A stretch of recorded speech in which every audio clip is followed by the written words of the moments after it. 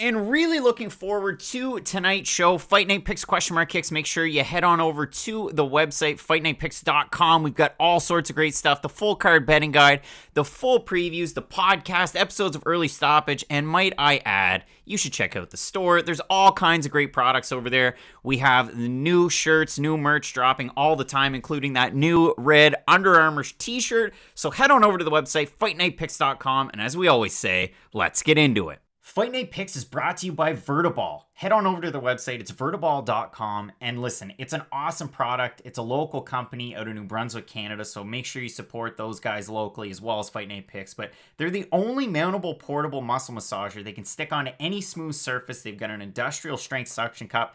Can support over 100 pounds of pressure. You can get really into those deep knots. I have one here at home. I use it for my back and my shoulders from holding up that Fight Night Picks Pick'em trophy. But listen, make sure you check them out. It's a great product. Like I said, they're recommended by physiotherapists, masseuses, and chiropractors across Canada, the US, UK, and Australia. And they're used by countless professional athletes like Minka Fitzpatrick on screen there, as well as Clelin Ferrell of the Raiders. So if you head into the cart, make sure you check them out. So I've got a Vertiball massager in my cart right there. Use the promo code FNP. You're going to save 10% off your order. You're supporting this company here that I'm very passionate about in New Brunswick, Canada, and you're helping out us as well. So make sure you check them out, vertiball.com, promo code FNP, 10% off your order. And without further ado, let's get into it.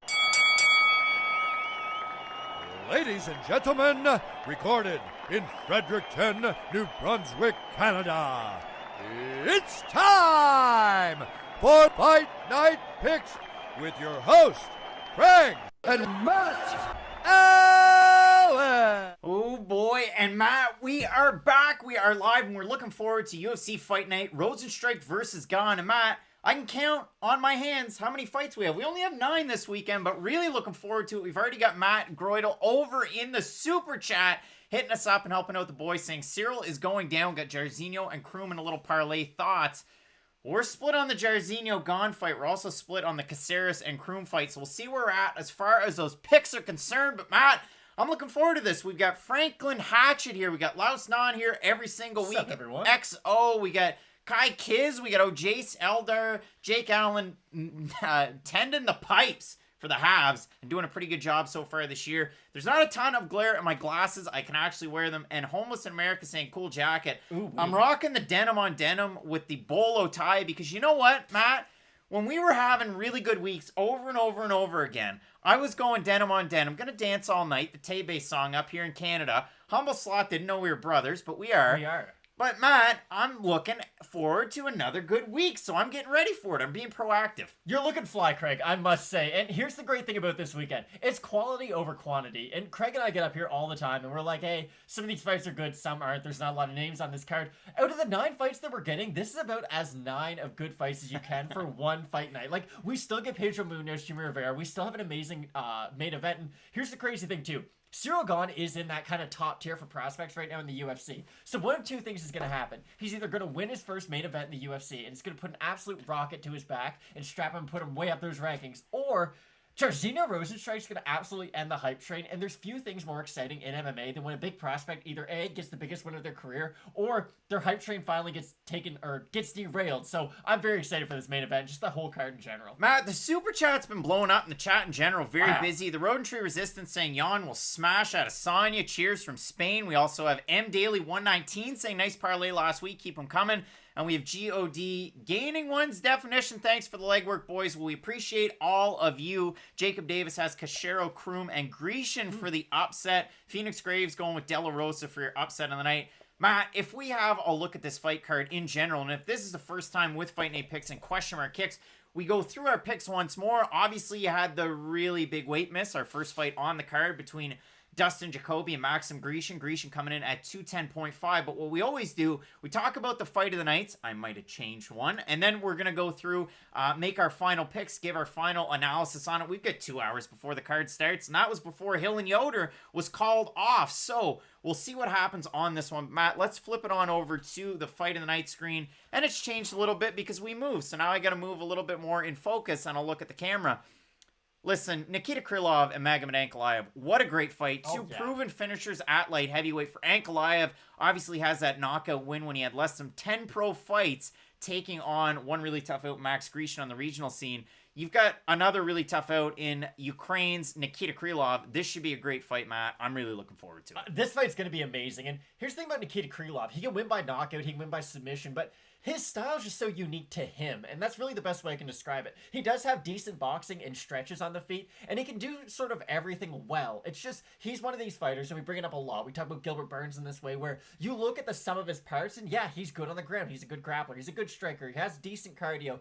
Nothing that he does is a major weakness. He just struggles with putting it all together. And against a guy like Magomed Ankalaev, who does have phenomenal grappling, defense especially, and he is so dangerous on the feet, it'll be really interesting to see what Nikita Krylov does to kind of solve the puzzle that is Magomed Ankalaev. Because the only thing that we've seen up to this point that works is throwing a Hail Mary submission off your back with 1 second left in a fight. So I'm really excited to see what Nikita Krylov is able to do. And you have to remember, the experience X factor that Nikita Krylov has in this fight is absolutely immeasurable. The amount of top tier fighters that he has fought compared to Ankalaev, there's really no comparison to it. So maybe Nikita Krylov, he has something from a previous fight that he can bring back in this, one of those veteran savvy techniques that we might not, really be thinking of off the top of our heads. So I'm really excited for this, and I think it's a perfect pick for fight of the night. Crazy thing is, I mean, Nikita Krylov made his UFC debut years and years ago. For Ankalaev, it's been kind of a slow burn up to the top, and he hasn't really taken on the same level of competition as Krylov has. I mean, if you look at Krylov since he's been back with the UFC, a 2-2 record, but we're talking a loss to Glover Teixeira, who's weighing as an alternate next weekend, or the weekend after, sorry.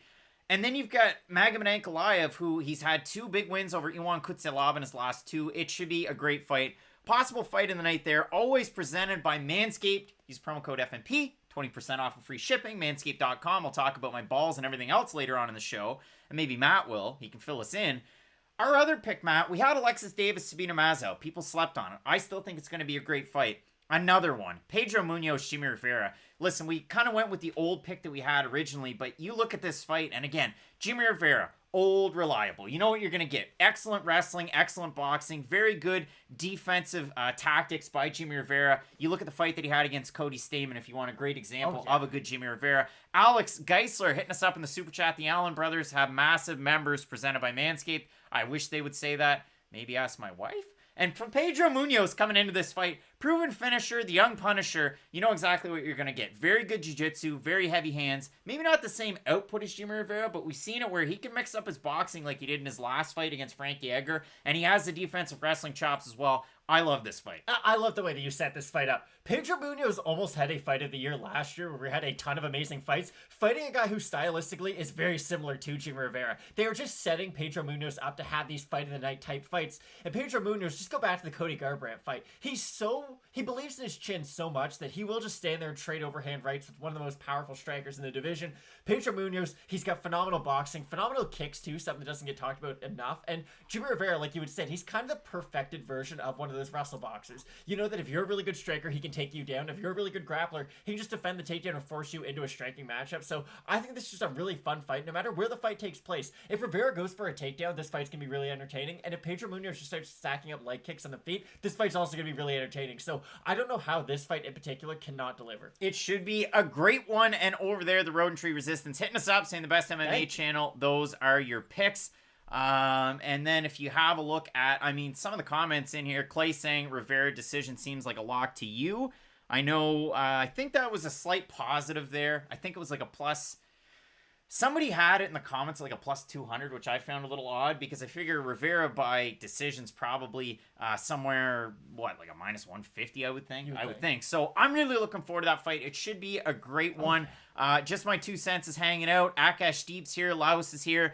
And we got Todd saying love from Toronto for the boys. Let's get into it, Matt. So let's start talking about this card. And listen, 9 fights here. Is there going to be pop? Is there going to be popcorn? We'll see how it shakes out. SAPT's in. Sean McMinn hitting us up in the Super Chat. The Super Chat is going wild today, and we really appreciate you for supporting the channel. So, Matt, let's start from the start, and we'll talk about Dustin Jacoby and the man that is above the weight class in Maxim Grishin. Matt, for Maxim Grishin, he has the type of style where he can really kind of negate what's good about his opponents. So you look at the guys that he's fought, the Jordan Johnsons of the world. Well, Jordan Johnson's a good wrestler. I can outstrike him. I can mix in the leg kick. I can throw 1 or 2 shots to stifle what he's good at. and I can really start to implement my own game plan. For Max Grishin so far in the UFC, well, he beat poor old Marcin. No, he didn't. He beat poor old Gajimarad and Tigilov. He got beat by Marcin Tybura up a weight class on short notice. For that fight, I kind of throw it away, and it doesn't really have a lot of bearing in this fight because Dustin Jacoby, his main weapon is his kickboxing. If you're going to beat Dustin Jacoby, you have to be like a Curtis Blades or a Murabdashvili level wrestler where you can just rinse and repeat. Ronnie Lawrence, who's on this card, you got to be able to fight like that. Max Grishin has the ability to slow down Dustin Jacoby, and that's why I had him to win originally. Do not love the weight miss in this one. I gotta say that. Well, no, and especially not up in a weight class like this, because again, you have a ton of time ahead of time to make weight. And here's the thing: Angela Hill on a week's notice was able to make weight. You weren't able to make weight with no matter how many weeks' notice this had. That's just an essential part of your job. So hey, Grishin, get it together. I really like Dustin Jacoby in this fight, and it's interesting. The best version of Grishin, I do agree. He is that kind of perfect. No matter what you do, I'm good enough at the counter that I can always sort of add a new wrinkle.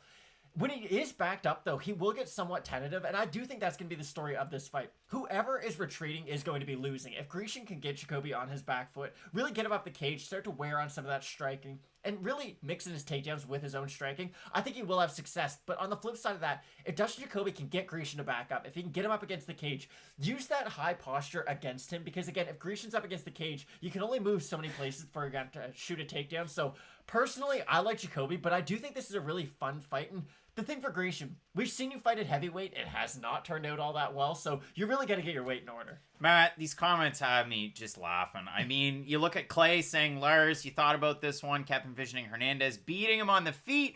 JC's comment, Alain Baudot is the biggest sleeper in the heavyweight division. JC, A, appreciate the super chat. B, I hope you're joking. I really do. Shout out to Alain. Todd saying that I look like a 20-year-old Nick Nurse. I just have to have a hat that says CA on the front.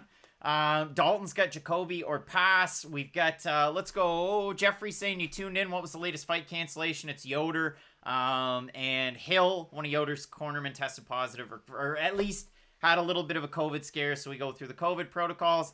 Dev the dude likes Grishin in this one. Grishin missed weight, but looked great. He looked good, and it was weird. Like, he stood on the scale, and he kind of did like the, hey, so what? And then they do the stare down, and he looked thick in the middle. So, again, Grishin really has that game plan where you can kind of stifle Jacoby. For Jacoby to win, leg kicks, combinations in this one. I agree 100%, and he has to mix it up. Head, body, and legs. He can't just be a headhunter in this fight, because Grishin, he gives you a lot to hit. He does stay in somewhat square, so if you are really dedicated to the body, it's going to be there all night for you. And one thing Dustin Jacoby is really good at is he does throw that left hook to the body, right leg kick combo really well, and if he is able to just go back to that over and over and over again. Now, again, he is going to have to get Grishin up against the cage. That's going to be the big X factor in this. If Grishin does get his back up against the cage, just defensively, he's not really where I'd like him to be, and against a really seasoned striker like a Dustin Jacoby, listen, he lost in glory to Simon Marcus. Simon Marcus has kickboxing wins over Joe Schilling, old Stitch 'em Up. So that tells you the level of kickboxer that Jacoby was outside of MMA. So I really like Jacoby in this fight. Matt, you really like Jacoby in this one. I got to go back to the super chat up there, and it was Alex saying Denim never goes out of style. Never. Road Tree Resistance,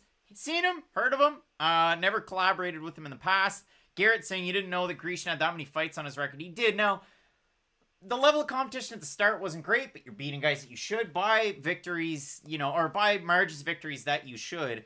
And at the highest level, you look at his fights in the PFL, great run, UFC, mixed bag, the Ankalaev fight, you like what you saw, and kind of hold everything back until he really needed to go forward. Again, you saw it in the video. If you saw the original prediction, I hit Matt in the arms a bunch, but that's kind of the way that it ended. So Matt, let's flip it on over at Fight Night Picks over on Instagram. We'll have a look at the total votes for this fight because that's, where it's at. 51% Jacoby, 49% Max Grishin.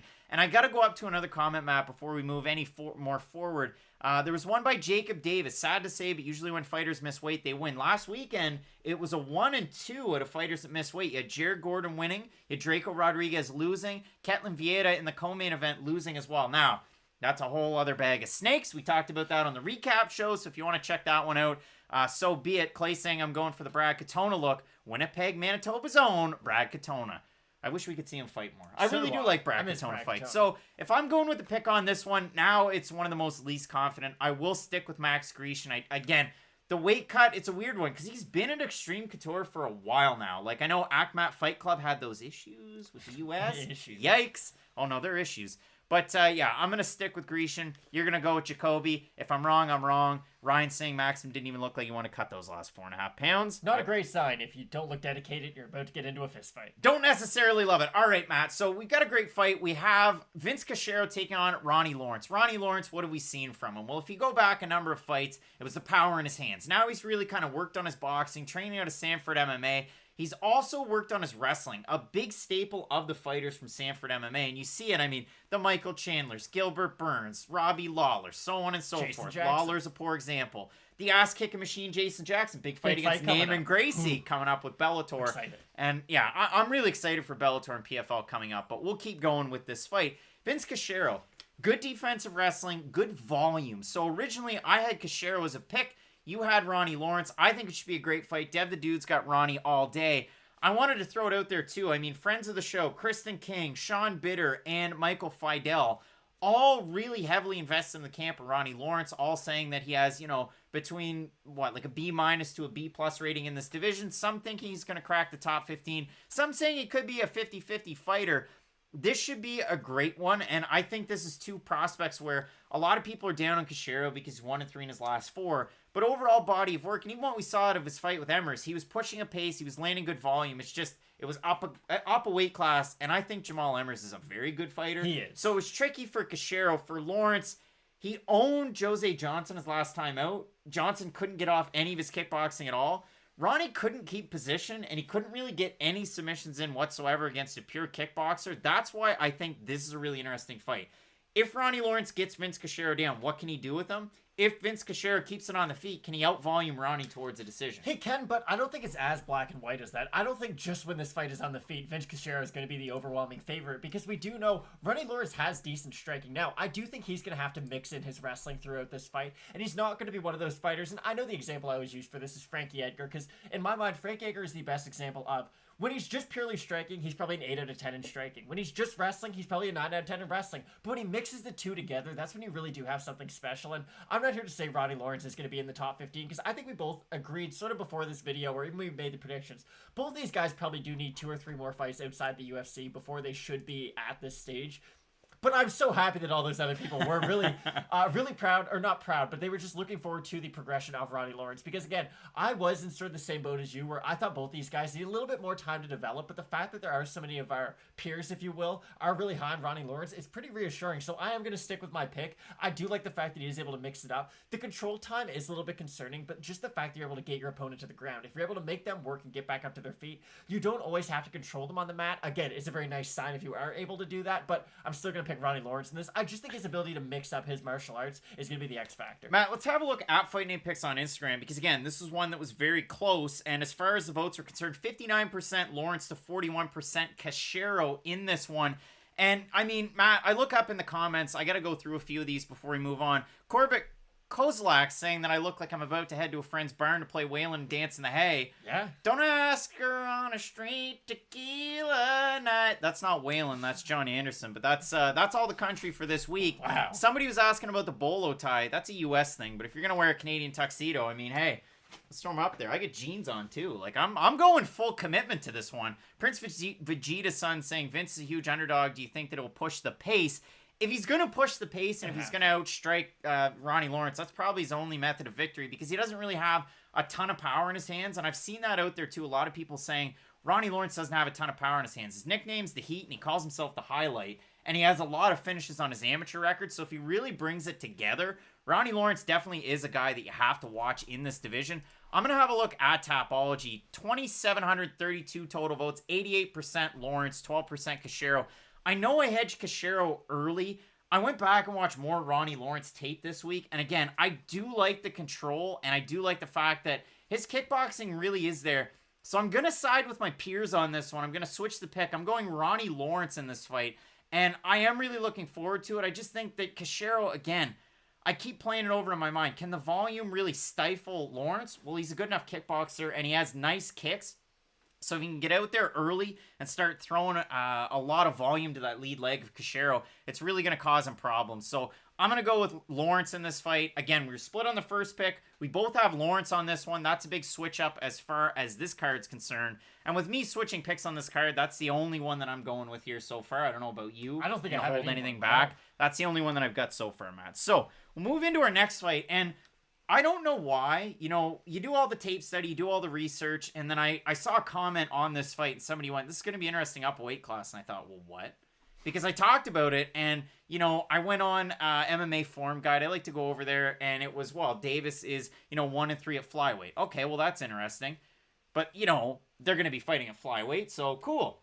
And then it's a bantamweight, and I had no idea. So Sabina Mazo coming into this one, both of them weighing in very, very close. You look at Sabina Mazo, very, very tall, very good striking on the outside, similar to Caitlin Chookagian. The only thing for Sabina Mazo, again, you saw in her last fight, she was able to finish a great fighter out there in Justine Kish, pooping the canvas. And then for Alexis Davis, very close fights her last 3 times out there. Yeah. You could have made an argument in any 3 of them. I didn't, but she won the second round in all 3 of them against top flight competition. We're talking Chookagian, Jennifer Maia, and Viviane Araújo, where Araújo was going down. Alexis Davis, the one thing for her boxing's very good. I know they talk about her Muay Thai, but it's a lot of 2, 3, 4 punch combos, pushing the pace up against the cage. If it's a good Davis fight, the one wrinkle I'd like to see in her game, and it's too late now, if Alexis Davis had very dominant wrestling, she could have been a champ. She really could have. She's a very good striker in this division,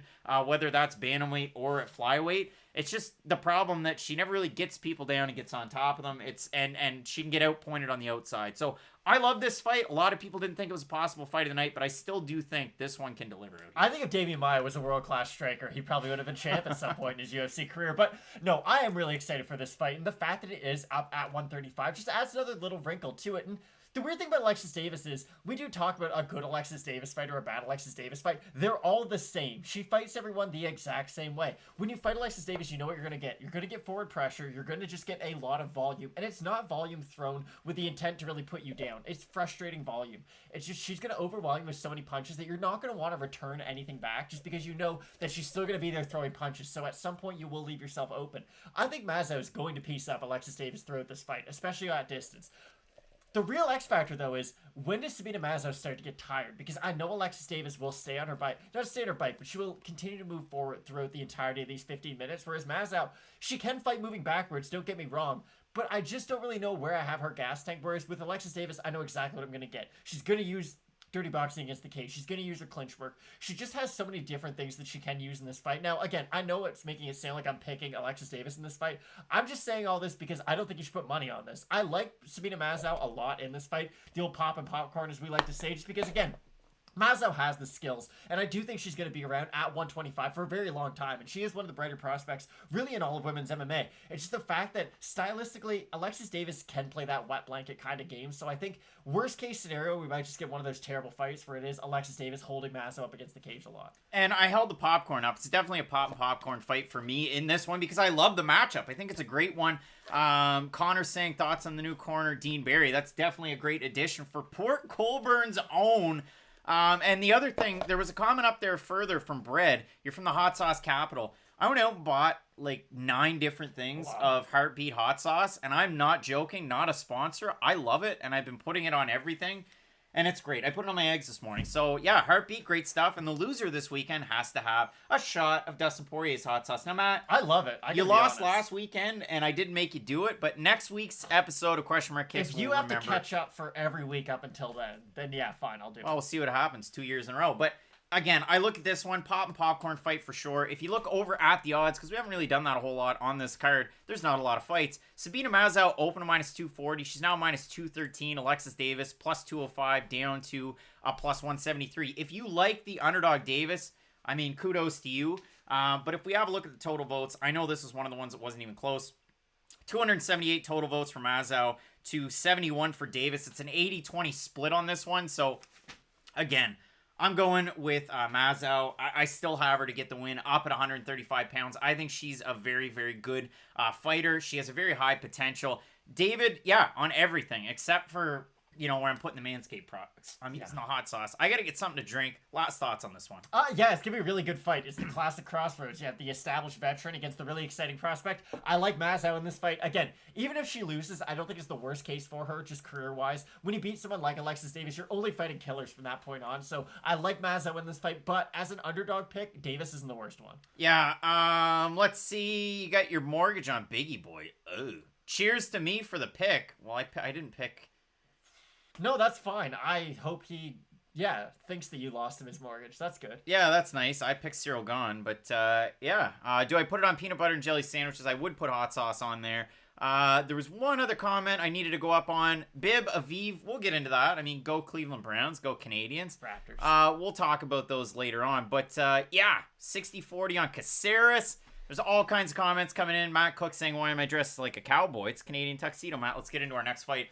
Alexander Hernandez taking on Thiago Moises. I feel like this is a fight that isn't getting enough attention. Well, now there's only 9 fights, so it can get a good shine. Alexander Hernandez, what's he good at? Very good striker, tons of power. But the thing is, since he started to lose a few fights, he's been a little reserved, and it's odd. I don't necessarily agree, but I know what you're saying. Here, so he's not as explosive, but he still has the same style. Like, Alexander Hernandez is weird, because I feel like everyone promotes him as, oh wow, he's this dangerous boxer, he has crazy power. That's not really who he is as a fighter, though. He is more of that grinding wrestler style. I just feel like his highlights have all happened to be these big knockouts. And you do look at the Chris Grutzmacher fight. He looked great. Chris Grutzmacher, though. Then you look at the Beneil Dariush fight, and here's the thing. You knocked out Dariush in under a minute. There's nothing I can do that takes away from that victory, but I learned a lot more about you when you beat some guy for 15 minutes and it's not even close than when you knocked him out in 1 minute. And I think we saw, look at the Cowboy fighting. I know Cowboy, he wasn't completely done at that point. He'd still gone on to beat Ally Quint in a main event, of course, after that. But still, he got absolutely dominated by Cowboy Cerrone. And we saw what Alexander Hernandez, kind of what his style is going to give you. He has good movement on the feet, but he moves with his feet and not with his head. It's really weird. Most guys, they move with their head first, and then they learn how to move their feet behind it. For Hernandez, it's kind of the opposite, and he is in that weird stretch where he's good at switching stances offensively, but when he is southpaw, you can hit him, and he doesn't have the best head movement. He's not the most elusive fighter out there. And when he does fight the upper echelon guys, and again, at 155, when I do think about the top tier guys, he is going to fight the Drew Dobers. And I know he lost to Drew Dober, of course. But if you get knocked out by Drew Dober's boxing, imagine him fighting a Charles Oliveira one day. Imagine him fighting a Dustin Poirier one day. Like, these guys are just amazing at everything. And for Hernandez, the hype's always been there. He can speak well. He's handsome. He's got all those weird X factors. But Thiago Moises is a problem, and he is going to offer him. This is going to be one of those interesting cases where Hernandez is a great wrestler. I doubt he's going to take Moises down to the ground, so we're going to get a really fun striking battle between these guys. I think Moises is a great fighter. He has good offensive, defensive wrestling, and his defensive wrestling could be absolutely piss poor if he wanted it to be because jiu-jitsu is so good. You see jiu-jitsu practitioners like Thiago Moises just kind of accept the takedown. Now, not like Carlos Condit before his last fight, not like Luis Smolka before his last fight, but Thiago Moises is one of those guys that can really do it in a lot of different ways, but his hands continue to get better. He has all kinds of experience. I like that, and his boxing keeps getting better. He can have power. He can have volume. I'm talking about Thiago Moises like a future champion. You never know. If he turned it on, who knows? For Alexander Hernandez, he had all that shine. To answer the question earlier on in the comments section by It Could Happen 21, you're here every week. Yes, there will be a QMK parlay, but listen, there's 470 people tuned in and only 62 likes, and I know the sub numbers haven't been going up like they have, so if you're not subscribed, subscribe to the boys. We had a great episode of Early Stoppage Drop last night, and it's doing well. I mean, we talked about the new heavyweight division, among other things. Let's Dance is looking forward to it, saying this is one of your favorite fights, and by the way, nice Rosa pick on the last card. Yeah, he sucked. He was terrible. But in this one, I have a hard time kind of trying to figure it out. So this one, again, is a pop and popcorn, because can Alexander Hernandez get happy with the hands early to land and to really win in some of these exchanges?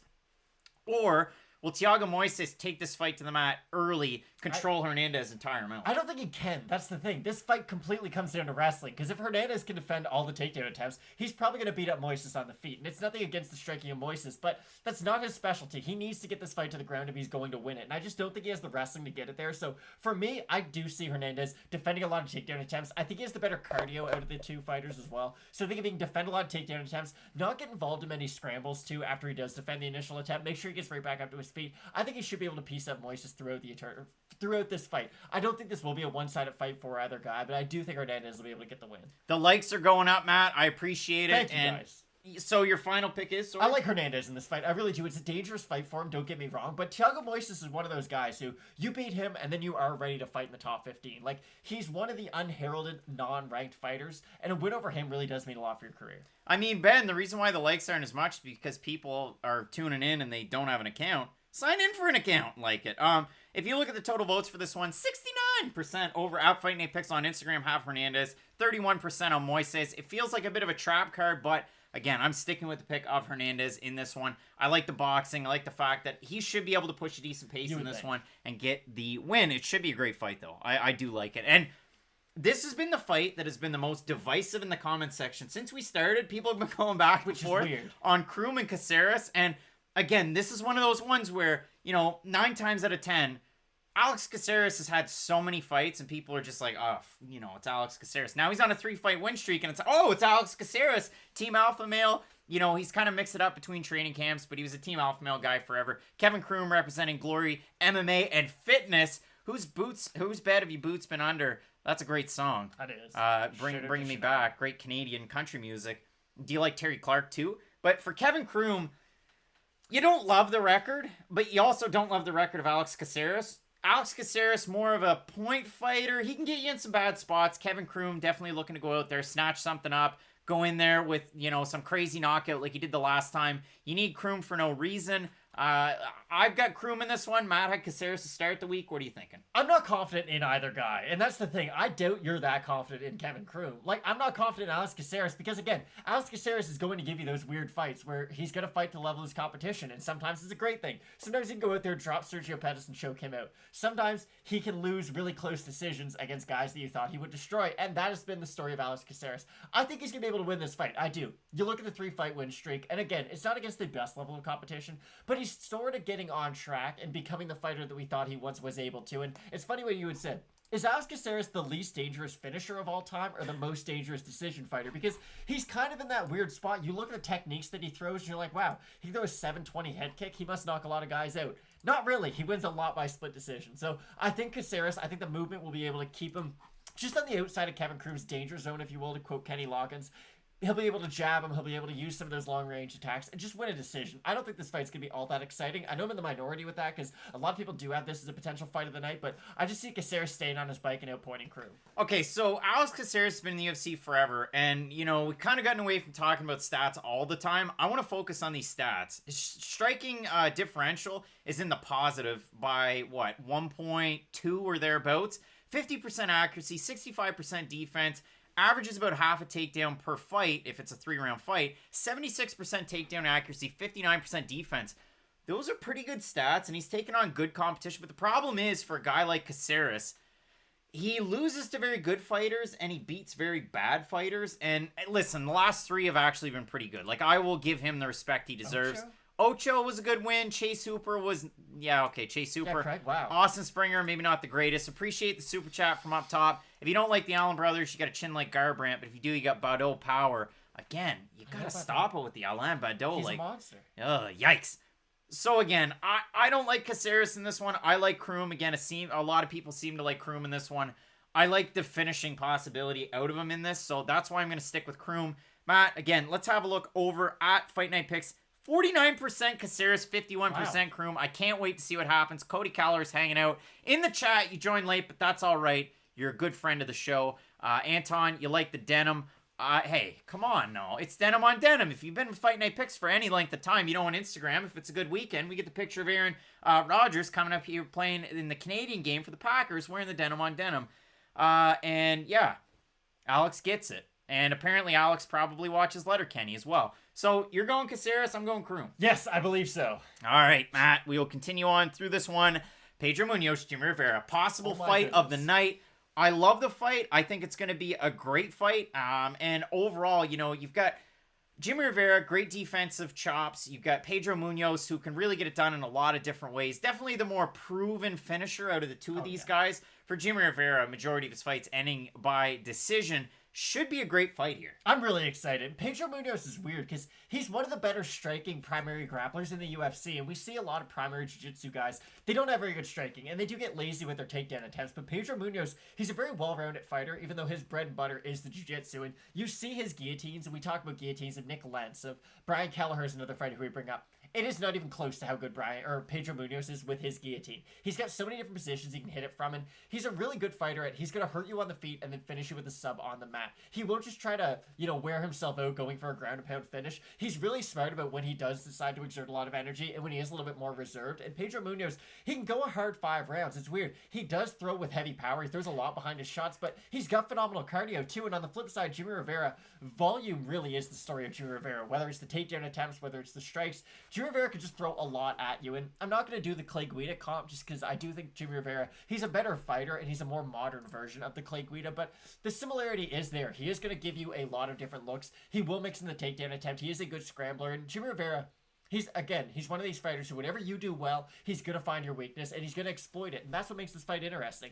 Can he go for the takedown against Pedro Munoz if it's not going well in the feet? Probably not. And if it does go to the mat, Munoz is a nightmare to deal with. He's got leg locks, arm bars, chokes off his back. Like, I don't think Jimmie Rivera could go for the takedown attempt in this fight, and that's his primary weapon, and that's what makes this fight so exciting. And with Jimmie Rivera, 92% takedown defense in a very long UFC career. He's been at the upper echelon of the division for a long time.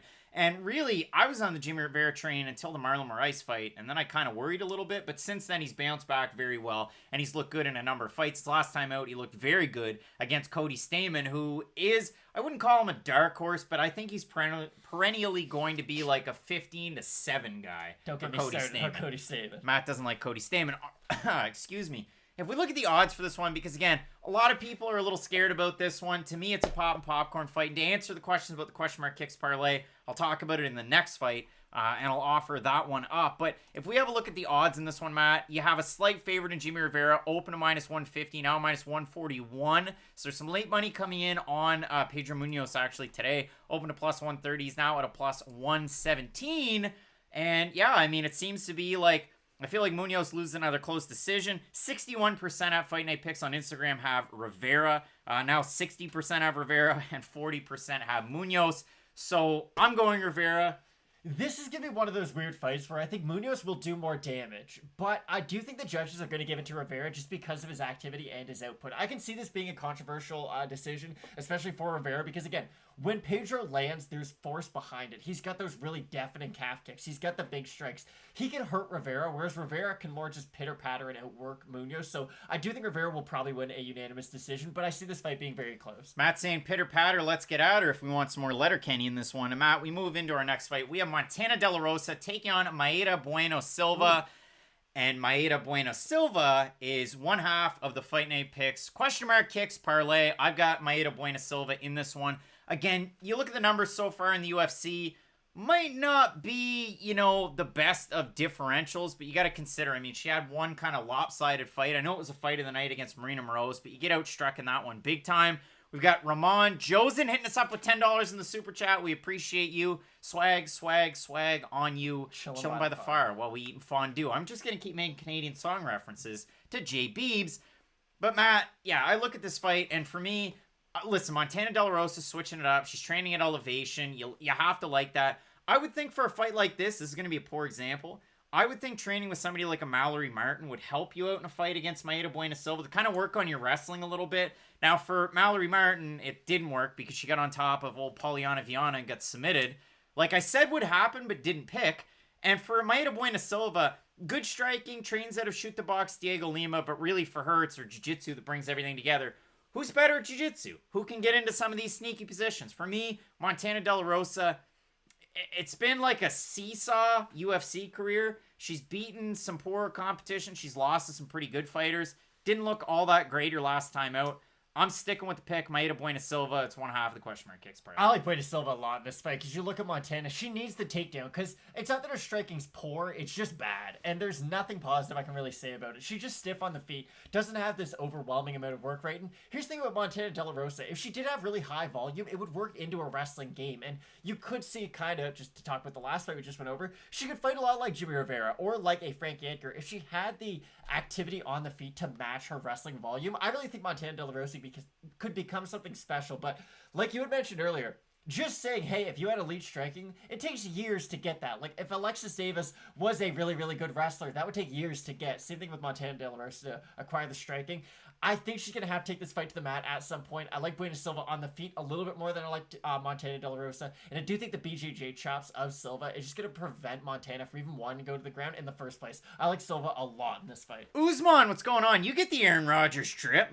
I mean, he just got engaged to, who is it? Shailene Woodley. So good for Aaron Rodgers. Weird one. 70% of fans on Instagram at Fight Night Picks going with Buena Silva to 30% going with one really tough out in Montana De La Rosa. UFC picks down on ESPN. I don't know what any of that means, but you know what? Get the boys on ESPN. Get the boys over there. Matt. Tweeted ESPN. No. Good fight. This should be a great one. I'm looking forward to it. But like I said, I'm going with the Brazilian fighter in this one. I think it should be a great one. Let's move into our co-main event. We have Nikita Krylov taking on... would you call him... I mean, listen, there's different levels of hype. There's different levels of, wins. Khamzat Chimaev's like at a 10 right now, even though, the whole COVID situation, the UFC flying him over to give him like special treatment, a little weird there. But if you look at, Magomed Ankalaev, he's on one of those trajectories there. Some people are even saying future champ out of him. So you look at a guy like Magomed Ankalaev, continues to win. The only loss is against Paul Craig in the dying seconds of the fight where he made a momentary lapse in judgment. But other than that, has shown excellent fight IQ in all of his fights. Chris saying thank you guys, you're the best at breakdowns. Chris, you're the best and we appreciate you. Again, so I look at this, Ankalaev's on a heater. Nikita Krylov, older fighter, but not really at all. More experienced fighter, fought at heavyweight in the UFC, knocked out Walt Harris in the first round. He's had big wins in the UFC. He completely neutralized another hype train that's kind of in damage control, Johnny Walker's last time out. Who has no takedown defense. This should be a great fight. It really should be a great fight, but we're going to figure out how good Nikita Krylov is at just pure striking in this fight. And again, I've said this for about 9 fights on this card, even though there is only 9 fights. He needs to mix his wrestling with his striking. Pure striking Nikita Krylov is not a beautiful sight. He does have good accuracy, and he's got decent volume. Good kicks. Good kicks as well, but he's not one of those fighters who's really going to go out there and wow you with the techniques that he does throw. He does have a very nice high style where he keeps his hands up, and he's going to have to against Ankalaev because... the way I look at it is Krylov strikes a lot like Ankalaev. He's just not as polished of a striker. Whereas Ankalaev, he just knows what he's doing behind every technique. And I know that's a weird Robin Black thing to say, but it's true. He knows what he's doing with every strike. And you look at the way he is able to throw his head kicks and his punches. He's a more confident striker than Nikita Krylov.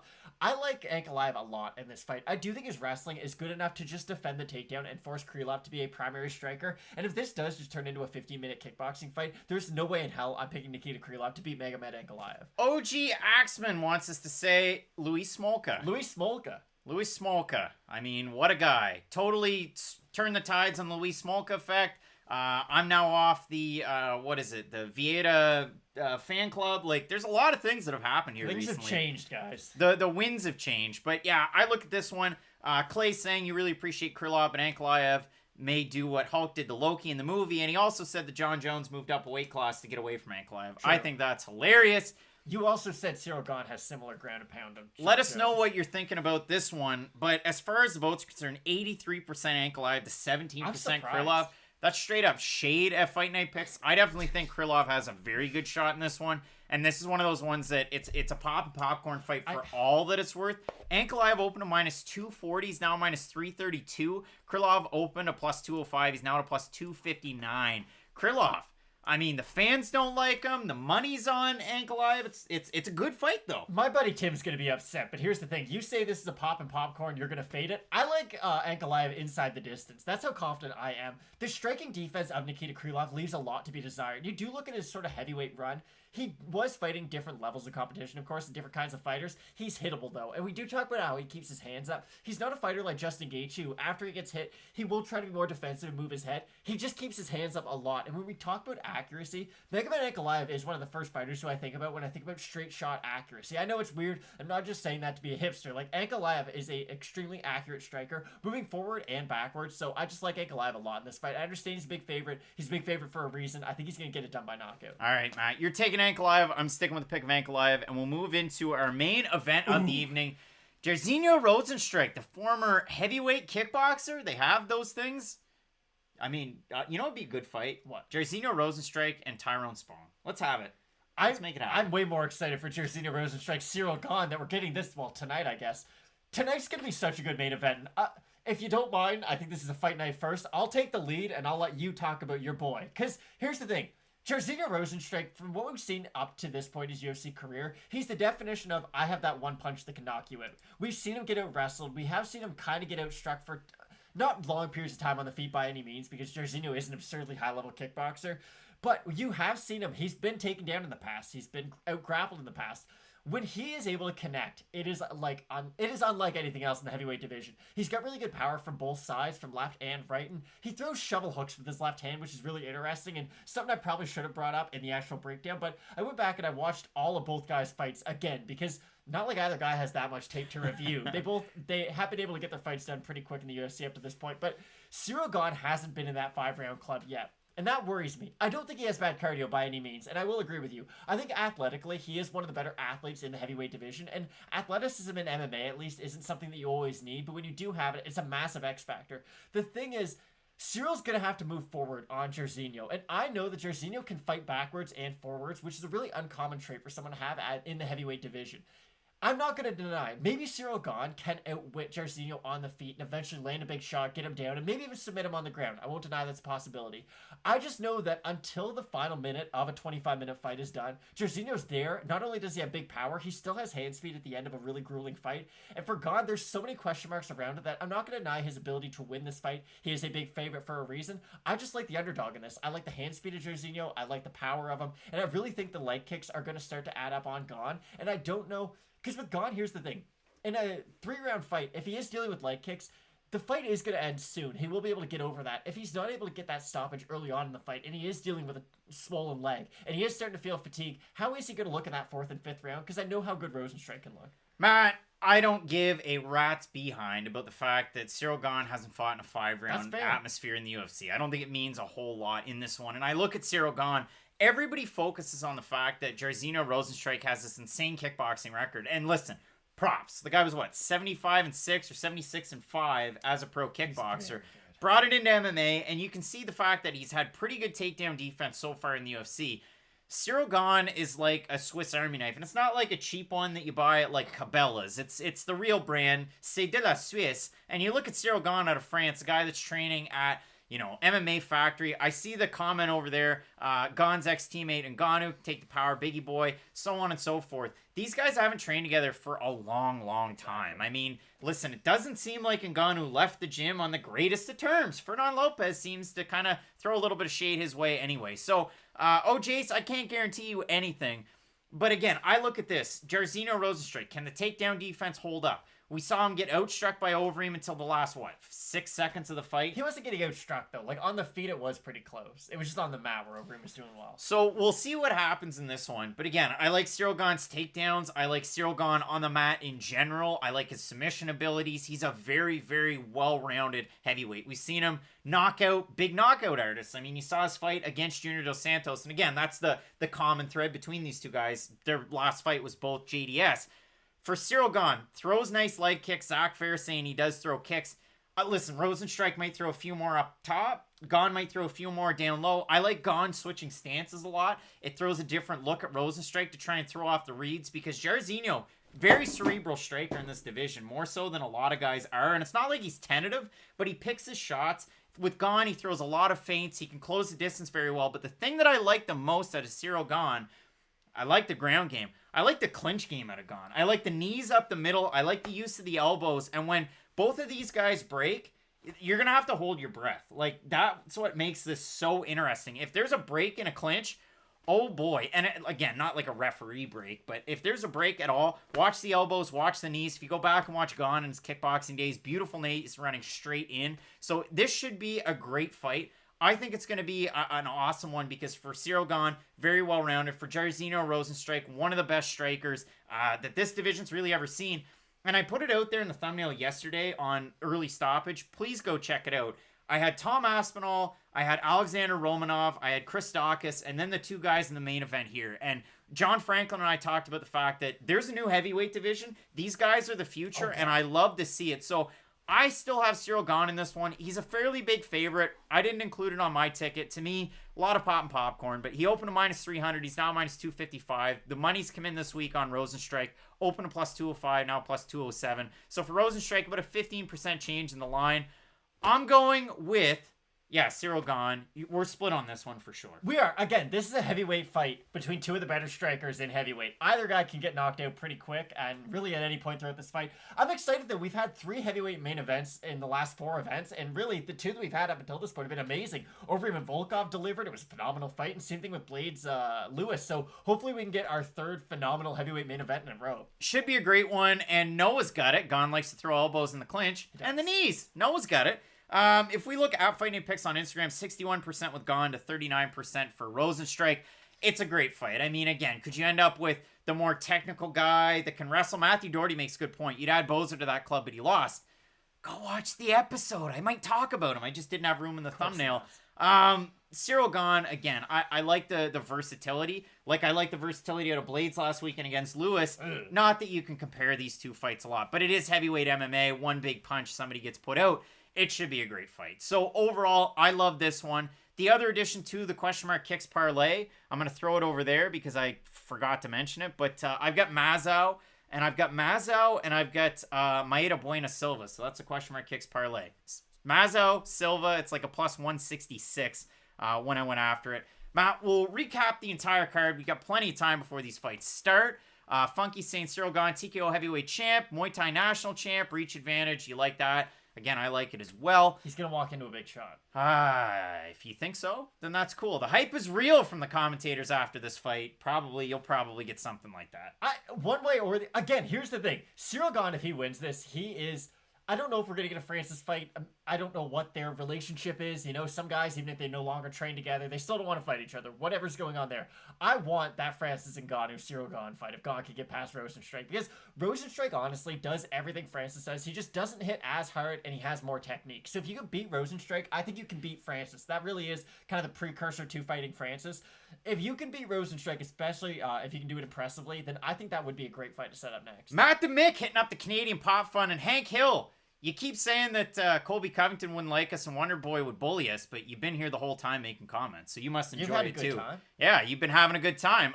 Overall, it's a great card. There's only 9 fights here. It's hard to win a lot of ground, but we start with our first fight here. Max Grishin missing weight coming in at 210.5, taking on the kickboxer in Dustin Jacoby. Split on the pick. I like Jacoby in this one. Again, not crazy confident. I just think if he can get Grishin's back up against the cage, he'll really be able to unload with some combinations. Matt, 630 odd people watching, only 172 likes. Toss the like, toss the sub, and we will continue down through this card.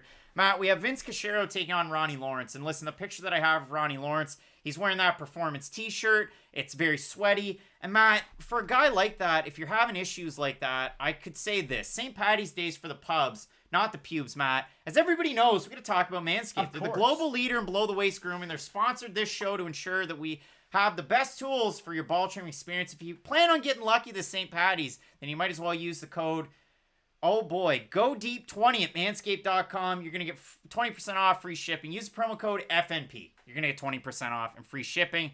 Matt, we've all been there. The Manscaped products are great. We've got the Weed Whacker in the box. We've got the Refined Cologne. I love the cologne. You check it out right there. It has the same great smell as all the other stuff. If you get this new package, you get the Weed Whacker ear and nose hair trimmer. It's got it's waterproof. Everything's waterproof. The Lawnmower 3.0. I can't wait to dig into this stuff. Listen, guys, Daft Punk is no longer trying to get lucky, so you guys might as well be doing it for yourselves. 3rd generation trimmer. I've got the Crop Preserver ball deodorant. I've got the Crop Reviver ball toner. It's good stuff. And then the Lawnmower 3.0 because I'm a nut shaver in the shower. Say that 10 times fast. Craig's a nut shaver in the shower.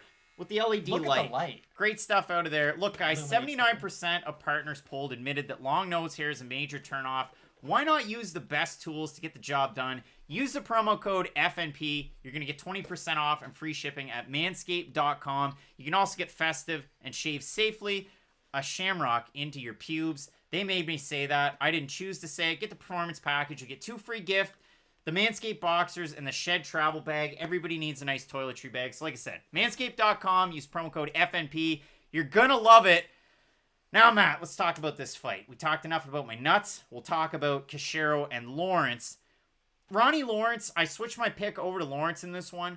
I like Vince Cachero. It's just, I don't know how high of a ceiling he has in the UFC at this bantamweight division. I know with Ronnie Lawrence, I have the wrestling, I have the upper body power, and the power in his kickboxing too. So I'm keeping the pick, I'm switching the pick. I'm going with Lawrence. What are your overall thoughts once again here? I agree with everything you said. I just I don't really know where either guy's ceiling is, to be completely honest. Like Ronnie Lawrence, again, some of our peers are very high on him, and I understand that, but I'm going to need to see this fight before I can really hop on that hype train. I think he'll be able to get it done. He is the more well-rounded out of the two, and I don't think it's as simple as, oh, Cachero could just keep this fight on the feet. He'll be able to get it done. So I like Ronnie Lawrence in this fight. I'm in agreement with you. Or I guess, sorry, you're in agreement with me. You switch back. So yeah, I like Lawrence in this one, but again, it is really difficult to place either guy's ceiling right now. All right, Matt, this should be a great one, but again, like I said, I'm going with Lawrence, and you're going with Lawrence as well. So we both have Ronnie Lawrence in this one. Matt, our next fight, Alexis Davis taking on one really tough out in Sabina Mazo.